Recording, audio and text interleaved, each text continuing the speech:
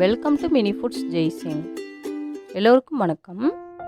இன்றைக்கி நம்ம ஒரு 10 நிமிஷத்தில் செய்து முடிக்கக்கூடிய ஒரு பிரேக்ஃபாஸ்ட் ரெசிபி தாங்க பார்க்க போகிறோம்.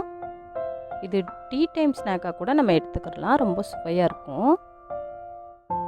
வாங்க இந்த சிம்பிளான ரெசிபி எப்படி பண்ணுறதுன்னு பார்க்கலாம்.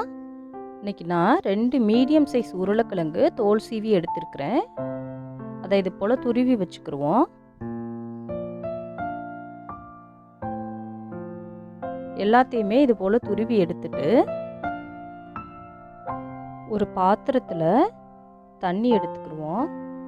இந்த தண்ணியில் துருவின உருளைக்கிழங்கை போட்டு ஒரு 2 டைம் வாஷ் பண்ணி எடுத்துக்கிறணும்.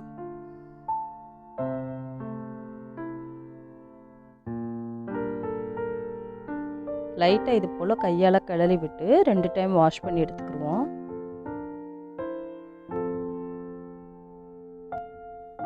இப்போது ஒரு வடிகட்டி வச்சு தண்ணி கொஞ்சம் கூட இல்லாத அளவுக்கு உருளைக்கிழங்கு துருவலை நல்லா ஃபில்டர் பண்ணி எடுத்துக்கோங்க.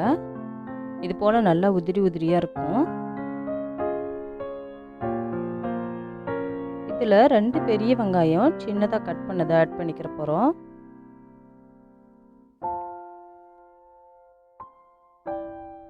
ரெண்டு பச்சை மிளகாய் சின்னதாக கட் பண்ணி போட்டிருக்கிறோம். ஒரு கைப்பிடி அளவுக்கு கொத்தமல்லி,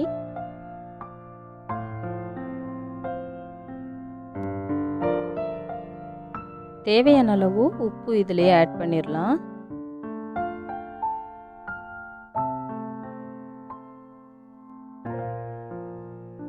அரை ஸ்பூன் கரம் மசாலா,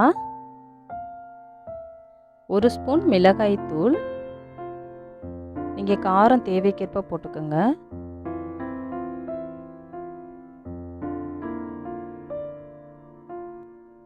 இப்போ இதில் 5 டேபிள் ஸ்பூன் அளவுக்கு கோதுமை மாவு ஆட் பண்ணிக்கிடுவோம். இப்போ இந்த கலவைகளை நல்லா கையால் மசிச்சு கிளறி விட்டுருவோம். இது போல் அந்த மாவு கலவை எல்லா பக்கமும் படுற மாதிரி நல்லா பிசைஞ்சு விட்டுருங்க. இதில் 4 முட்டை சேர்த்துக்கிடுவோம். முட்டை சேர்த்ததுக்கப்புறம் இது போல் நல்லா கலந்துருங்க.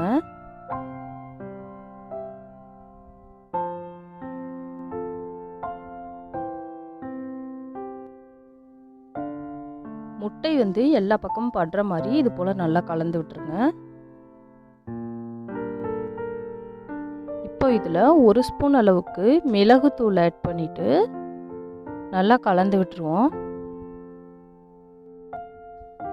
மிளகுத்தூளோட வாசனையும் காரமும் இந்த ரெசிபிக்கு நல்ல ஒரு ஃப்ளேவர் கொடுக்கும், அதே போல் டேஸ்ட்டாகவும் இருக்குங்க. இப்போ ஒரு தவா காஞ்சதுக்கப்புறமா அதில் ஒரு 4 டேபிள் ஸ்பூன் அளவுக்கு எண்ணெய் சேர்த்துருவோம். இது போல் எண்ணெய் கொஞ்சம் அதிகமாகவே சேர்த்துக்கலாம். இப்போ அந்த கலவையை நமக்கு வேணுங்கிற ஷேப்பில் இந்த தவாவில் ஊற்றி எடுத்துக்கிடுவோம். முட்டை ரொம்ப ஆட் பண்ணால் அந்த முட்டை சைடில் ஓடிருங்க. அதனால் இந்த அளவுக்கு 4 முட்டை சரியாக இருக்கும்.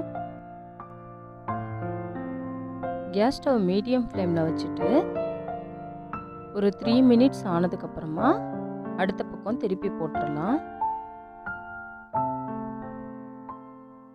இது நல்ல ஒரு ஹெல்த்தியான பிரேக்ஃபாஸ்ட்டாக இருக்குங்க. குழந்தைங்கள்லாம் விரும்பி சாப்பிடுவாங்க. இது போல் 2 பக்கமும் வெந்ததுக்கப்புறம் எடுத்துட்டு நம்ம அடுத்த கலவையை ஊற்றி எடுத்துக்கலாம். சூப்பரான ஆரோக்கியமான பிரேக்ஃபாஸ்ட் 10 நிமிஷத்தில் ரெடி பண்ணி முடிச்சிடலாங்க. இந்த வீடியோ உங்களுக்கு பிடிச்சிச்சுன்னா லைக் பண்ணுங்கள், கமெண்ட் பண்ணுங்கள், உங்கள் ஃப்ரெண்ட்ஸ் அண்ட் ஃபேமிலிஸ்க்கும் ஷேர் பண்ணுங்கள். தேங்க்ஸ் ஃபார் வாட்சிங்.